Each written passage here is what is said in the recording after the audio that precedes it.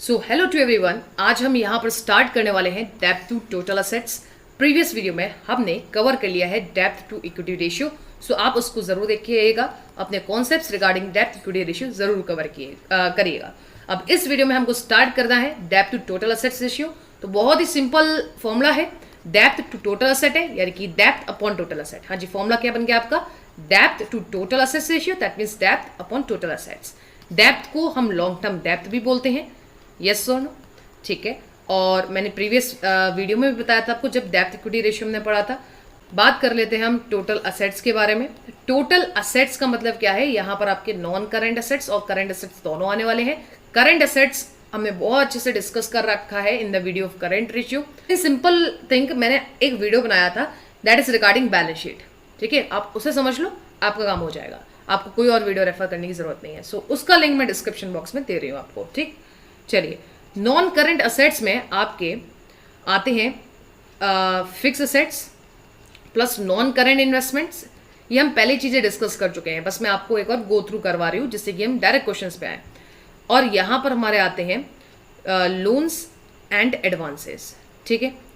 सो ये fix assets जो है, इसमें आपके टेंजिबल फिक्स असेट्स आते हैं और इनटेंजिबल फिक्स असेट्स आते हैं, ठीक है। ये हम बैलेंस शीट वाली वीडियो में कवर कर चुके हैं। बेटा मैं आपसे बार बार इसलिए बोल रही हूँ ताकि आप उस वीडियो को देख के आइए, बिकॉज वो वीडियो बहुत इंपॉर्टेंट है फॉर द होल चैप्टर, ठीक है। चलिए, सो टोटल असेट्स का मतलब इन सिंपल वर्ड्स हो गया tangible plus intangible plus non current investments plus loans and advances plus current assets, ठीक है। सो आप इसे पढ़ लेना, वही चीज मैंने यहाँ पर लिखी है। थोड़ा वीडियो को पॉज करो, इसे आराम से देखो, ठीक है। फिर डायरेक्ट क्वेश्चंस पे हम आएंगे। यहां से आपको निकालना है depth to total assets ratio. So formula आपको बहुत सिंपल है, that is depth, that is long term depth. So formula is very simple, that is long term depth upon total assets. चलिए, क्या इंफॉर्मेशन दी है? शेयर होल्डर्स फंड दिया है, reserve and surplus दिया है, टोटल डेब्ट्स दिए हैं, ट्रेड पेबल्स, बैंक ओवरड्राफ्ट। चलिए, हमें कुछ अगर समझ में नहीं आ रहा है, हमें एक बहुत सिंपल से काम करना है, that is we have to draw with the balance sheet.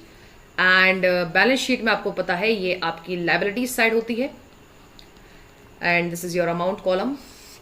ये रहा आपका असेट्स और ये रहा आपका अमाउंट। सो अगर आप ध्यान से देखें क्या गिवन है आपको, शेयर होल्डर्स फंड। देखो, आपको पता है यहां पर आते हैं आपके non current assets, current assets. इस साइड को टोटल करते हैं, टोटल असेट्स आते हैं, दोनों साइड बराबर होती है, टोटल लायबिलिटीज की साइड है। Current liabilities, non current liabilities and share holders fund. बहुत ही ज्यादा इंपॉर्टेंट है बेटा ये क्वेश्चंस करना। जितने भी मैं क्वेश्चंस कराने वाली हूं, आपको नई चीजें जरूर मिलेंगी। चलिए, शेयर होल्डर्स फंड दिया है। सो शेयर होल्डर्स फंड के कॉलम में मैंने यहां पर लिख दिया 32 लाख। अब आपका यहां पर गिवन है रिजर्व एंड सरप्लस। यहां पर मैं इस बैलेंस शीट में रिजर्व एंड सरप्लस नहीं लिखने वाली। क्यों? ध्यान से सुनिएगा। शेयर होल्डर्स फंड में आपकी शेयर कैपिटल आती है और रिजर्व एंड सरप्लस आता है। और शेयर होल्डर्स फंड आपको 32 लाख गिवन है और रिजर्व एंड सरप्लस बता दिया है 12 लाख। शेयर होल्डर फंड के कॉलम में मैंने यहां पर 32 लाख लिख दिया है, बट रिजर्व एंड सरप्लस में इस बैलेंस शीट में इसलिए नहीं लिख रही क्योंकि आप ध्यान से देखो, शेयर होल्डर फंड क्या है? Share capital plus reserve and surplus, यानी कि शेयर होल्डर फंड में शेयर कैपिटल भी आती है और रिजर्व एंड सरप्लस भी आता है। इसका मतलब ये हुआ कि रिजर्व एंड सरप्लस पहले से शेयर होल्डर्स फंड में इंक्लूडेड है। अगर नहीं समझ में आया, वीडियो को रिवाइंड करो, थोड़ा सा 10-15 सेकंड रिवाइंड करिए और इस जो मैंने बोला उसको दोबारा सुनिए। चलिए, सो रिजर्व एंड सरप्लस हम नहीं लिख रहे हैं। टोटल डेप्थ का मतलब क्या हुआ? देखो, मैंने आपको बताया डेप्थ बोलो या लॉन्ग टर्म डेप्थ बोलो, इस बैलेंस शीट में उसका क्या मतलब होता है? That is non current liabilities. लेकिन टोटल वर्ड आ गया, टोटल डेप्थ का मतलब क्या हो गया? Non current liabilities plus current liabilities. आपको इन चीजों को समझना पड़ेगा और ये प्रैक्टिस से ही इंप्रूव होगा कि इन दोनों को मिला के आपका अमाउंट दिया हुआ है 24 लाख। चलिए, बहुत बढ़िया। फिर दिया है ट्रेड पेबल्स, ये आपकी करंट लायबिलिटीज होती है। Bank overdraft, that is your current liabilities. ये सुनो, अगर आप इन दोनों को मिला के देखो तो करंट लायबिलिटीज आपकी टोटल बनती है 6 लाख रुपए। सो करंट लायबिलिटीज इंडिविजुअली आपकी कितनी है? 6 लाख। अगर आप ध्यान से देखें, नॉन करंट लायबिलिटीज और करंट लायबिलिटीज को मिला के 24 लाख अमाउंट बैठता है और सिर्फ करंट लायबिलिटीज को बिठा के 6 लाख बैठता है। That means non current liabilities आप निकाल सकते हो by deducting these two, that is 24 lakh minus 6 lakh, that is your 18 lakh. चलिए, अब हमें चाहिए क्या, हमें फॉर्मूले में चाहिए लॉन्ग टर्म डेब्ट्स और total assets. So long term debts के आपके पास हैं, बिल्कुल हैं, कितने हैं, 18 लाख। सो हमने 18 लाख लिख दिया। अब हमको चाहिए क्या, टोटल असेट्स। टोटल असेट्स का मतलब ये अमाउंट चाहिए हमको, ये अमाउंट। और आपको बताया कि ये अमाउंट कैसे निकलेगा, दैट इज आप इस साइड का टोटल करिए, ये आपका आ रहा है 56 लाख। एंड आपको बहुत अच्छे से पता है कि दोनों साइड जो है वो इक्वल होती है, दैट इज टोटल असेट्स और टोटल लाइबिलिटीज एक जैसी होगी, तभी तो नाम बैलेंस शीट है, ठीक है। सो टोटल असेट्स आपके कितने हो गए, 56 लाख। सो आप इसे डिवाइड कीजिए कंप्लीटली एंड आपका पॉइंट में कुछ आंसर आ रहा है, दैट इज 0.3214285, ठीक है। बस आप 2 प्लेसेस तक राउंड ऑफ कीजिए, दैट इज 0.32:1।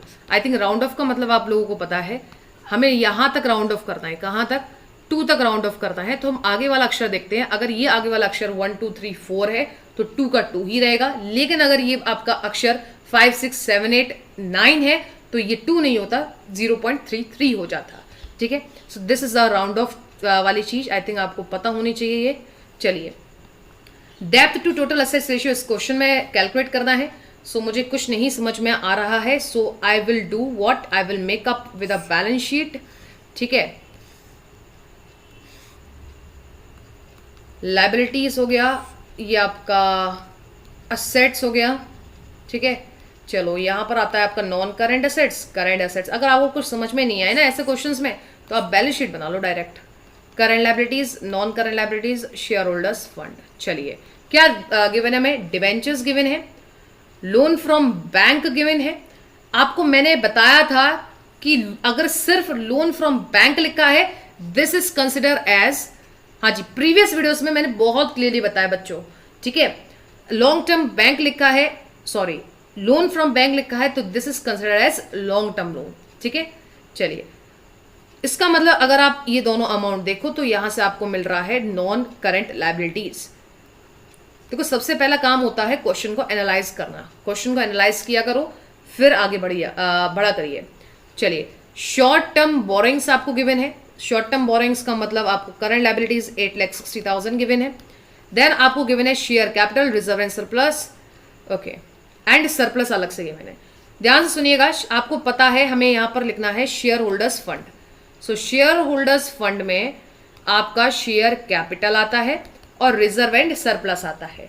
तो शेयर कैपिटल जो है वो आपको गिवन है 20 लाख, तो मैंने यहां पर लिख दिया 20 लाख। और यहां पर रिजर्व एंड सरप्लस गिवन है 5 लाख, तो मैंने लिख दिया 5 लाख। और आपसे बोला है कि रिजर्व से सरप्लस में से सरप्लस जो है वो 2,20,000 है। मैं इसको नहीं लिखूंगी, क्यों नहीं लिखूंगी, क्योंकि बेटा आपका रिजर्व एंड सरप्लस का बैलेंस 5 लाख गिवन है, वो मैंने लिखा है, ठीक है। लेकिन इसमें से ये आपको बता रहे हैं कि जो सरप्लस है ना वो 2,20,000 है।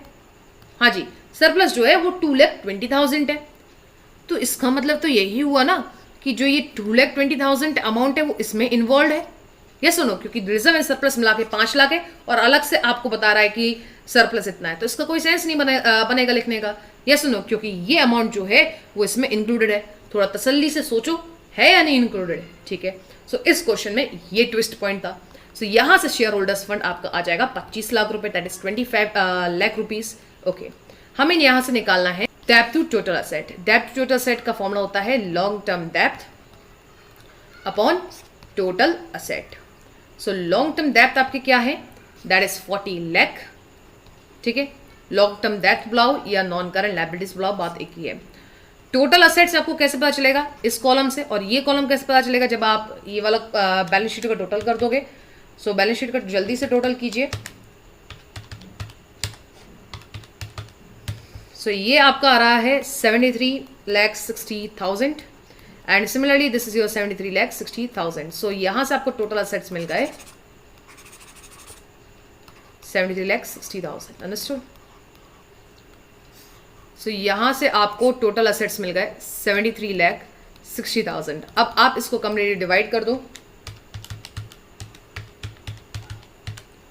सो ये भी कुछ पॉइंट में आ रहा है, दैट इज 0.54। देखो आपका आंसर जो है वो इस प्रकार आ रहा है 0.543।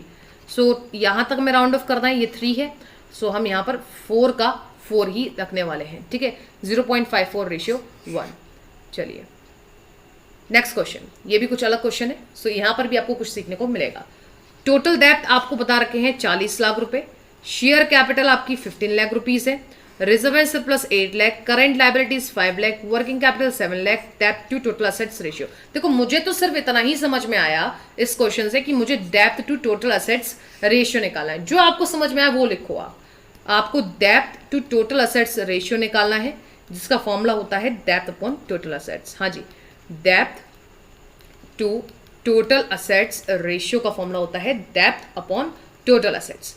अब आपको बस एक ही एम करना है, इतना समझ में आ गया, ठीक है। अब आपको एक ही एम करना है कि आपको डेप्थ, हाँ जी डेप्थ यानी कि लॉन्ग टर्म डेप्थ पता चल जाए और आपको टोटल असेट्स पता चल जाए। चलिए यहां पर आपको गिवन है टोटल डेप्थ। मुझे कुछ नहीं समझ में आया, मैंने बस एक काम करा, टोटल डेप्थ लिख लिया। मेरे को कुछ नहीं समझ में आ रहा तो मैं क्या करूंगी, यहां पर मैंने टोटल डेप्थ लिख दिया बच्चों, ठीक। फिर आपको गिवन है share capital, reserve and surplus. हाँ मुझे समझ में आ गया कि शेयर कैपिटल और रिजर्व एंड सरप्लस को प्लस करके हमारा शेयर होल्डर्स फंड आता है। सो शेयर होल्डर्स फंड आपका यहां से आ जाएगा, that is share capital plus your reserve and surplus, ठीक है। सो शेयर कैपिटल है आपका 15 लाख एंड बच्चों यहां पर आपका रिजर्व एंड सरप्लस है 8 लाख रुपीज, ठीक है। सो यहां से ये आपका आ गया 23 लाख रुपीज, ठीक है जी। शेयर होल्डर्स फंड आपका आ गया 23 लाख। चलो मुझे एक चीज पता चली, लेकिन यहां पर शेयर होल्डर फंड का मुझे कोई काम नहीं दिखाई दे रहा, चलो देखा जाएगा। करंट लायबिलिटीज मुझे बता रखी हैं, ओके, तो मैंने क्या लिखा यहां पर करंट लायबिलिटीज को नोट किया।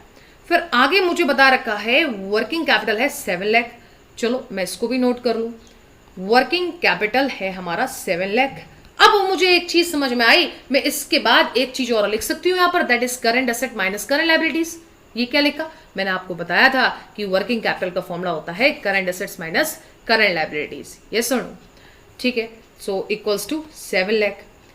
अगर मैं ध्यान से देखूं करंट एसेट्स ना ही मुझे क्वेश्चन में मेंशन्ड है, हाँ जी क्वेश्चन में मुझे करंट एसेट्स मेंशन ही नहीं है तो मैंने नहीं लिखे।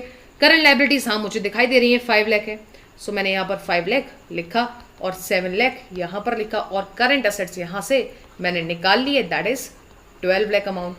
करंट एसेट्स मुझे यहाँ से मिल गए हैं, दैट इज 12 लाख। अब मुझे निकालना है डेप्थ टू टोटल रेशियो, ठीक है, टोटल एसेट्स रेशियो। अब मुझे यहाँ से चाहिए टोटल एसेट्स। अब मुझे कुछ समझ में नहीं आ रहा, मुझे इतना बस समझ में आया टोटल डेप्थ हमको दिया है, शेयर होल्डर फंड दिया है, करंट लायबिलिटीज गिवन है मुझे और मैंने करंट एसेट्स निकाल ली। मुझे बस इतना ही समझ में आ रहा, तो इतने ही से मैं क्या करूंगी यहाँ पर बैलेंस शीट ड्रॉ करूंगी, ठीक है। और आपको बहुत अच्छे से पता है यहाँ पर आपके नॉन करंट एसेट्स आएंगे, करंट एसेट्स आएंगे, इसे हम टोटल करेंगे तो टोटल एसेट्स, यहाँ total liabilities, current liabilities, non current liabilities and share holders fund. चलो क्या मुझे शेयर होल्डर्स फंड मेंशन्ड है क्वेश्चन में, हाँ जी क्या मुझे शेयर होल्डर्स फंड मेंशन्ड है क्वेश्चन में, हाँ शेयर होल्डर्स फंड मैं निकाला था हम लोगों ने, तो वही लिख देते हैं हम यहाँ पर 23 लाख। क्या नॉन करंट लायबिलिटीज मुझे पता है, नहीं मुझे नॉन करंट लायबिलिटीज दिख नहीं रही, करंट लायबिलिटीज दिख रही है, बिल्कुल दिख रही है, तो मैंने यहाँ पर लिख दिया 5 लाख। क्या मुझे नॉन करंट एसेट्स दिखाई दे रहे हैं, हाँ जी क्या मुझे नॉन करंट एसेट्स दिखाई दे रहे हैं, नहीं मुझे नॉन करंट एसेट्स नहीं दिखाई दे रहे, करंट एसेट्स बिल्कुल दिखाई दे रहे हैं 12 लाख, ठीक है। मैंने इस इंफॉर्मेशन को यूज कर लिया, मैंने इस इंफॉर्मेशन को भी यूज कर लिया और मैंने इस इंफॉर्मेशन को भी यूज कर लिया। अब एक इंफॉर्मेशन बची है, that is of total depth. Total depth का मतलब क्या हुआ, टोटल डेप्थ का मतलब हुआ बच्चों कि आपके नॉन करंट लायबिलिटीज और करंट लायबिलिटीज को मिला के अमाउंट दिया है 40 लाख। हाँ जी इन दोनों को मिला के अमाउंट कितना दिया है 40 लाख, ठीक है। और इंडिविजुअली करंट लायबिलिटीज है 5 लाख की, तो इंडिविजुअली नॉन करंट लायबिलिटीज कितनी होंगी 35 लाख। बस आपको इधर उधर दिमाग लगाना है, आपको बस कुछ भी करके लॉन्ग टर्म डेप्थ और टोटल असेट्स निकालने हैं। सो मुझे डेप्थ यहां से पता चल गई, दैट इज 35 लाख। अब टोटल एसेट्स की बारी आई। टोटल एसेट्स कैसे पता चलेगा भाई, आप current liabilities, non current liabilities और शेयर होल्डर फंड, यानी कि इन सिंपल वर्ड्स लायबिलिटीज को प्लस कर दो।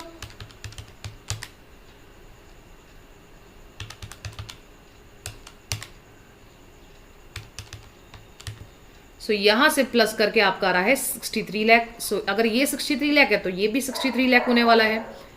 सो आप क्या करोगे, यहाँ पर 63 लाख लिख देंगे आप, ठीक है, और इसे आप कंप्लीटली डिवाइड करिए।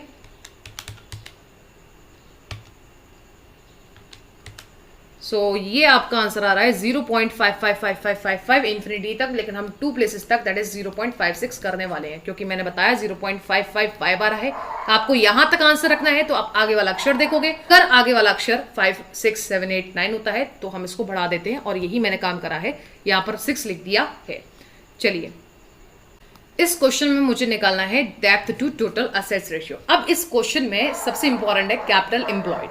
सबसे ज्यादा इंपॉर्टेंट यहाँ पर है आपका कैपिटल एम्प्लॉयड। अगर आप ध्यान से समझें, देखो अगर आपने गुडविल का चैप्टर पढ़ा है तो वहां पर आपको पढ़ाया जाता है, क्या हो गया मुझे, हाँ, वहां पर आपको पढ़ाया जाता है कि कैपिटल एम्प्लॉयड होता है total assets minus current liabilities. ये सुनो, चलो ठीक है।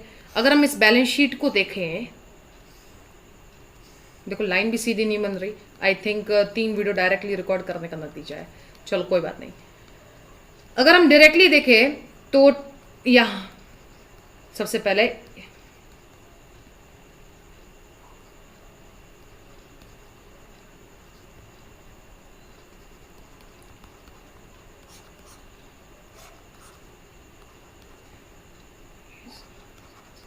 अगर हम डायरेक्टली देखें, कैपिटल एम्प्लॉयड का मतलब क्या है, total assets minus current liabilities. Total assets यानी कि ये पूरी साइड, इसमें से आपको क्या माइनस करना है, मतलब क्या हटाना है, करंट लायबिलिटीज हटानी है।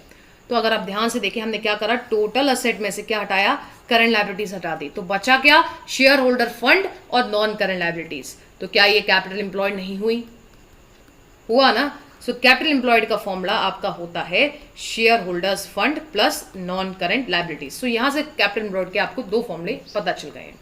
चलिए, वेरी वेरी गुड।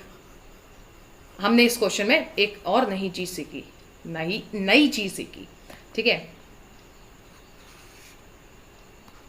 चलो, क्या दिया है, कैपिटल एम्प्लॉयड दिया है। कैपिटल एम्प्लॉयड का मतलब ये दोनों मिला के हमको गिवन है 60 लाख रुपीज, ठीक है। Share capital reserve and surplus, इससे हमारा पता चल जाएगा शेयर होल्डर्स फंड। इन दोनों को प्लस करो, that is 36 lakh. So 36 lakh is your share holders fund.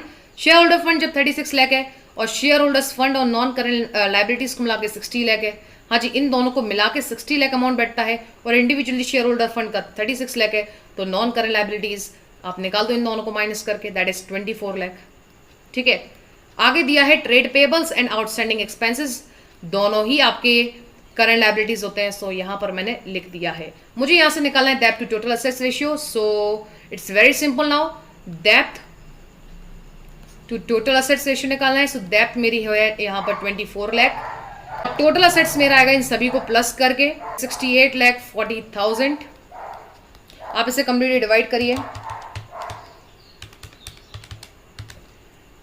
सो ये आपका आ रहा है 0.35:1। इसका आंसर कुछ आपका इस प्रकार आ रहा है, ठीक है। ये आगे और चलेगा, सो मैंने यहां तक इसे राउंड ऑफ कर दिया है। चलिए, thank you so much. Next video में हम कवर करेंगे प्रोप्राइटरी रेशियो को। Thank you so much. Up till then.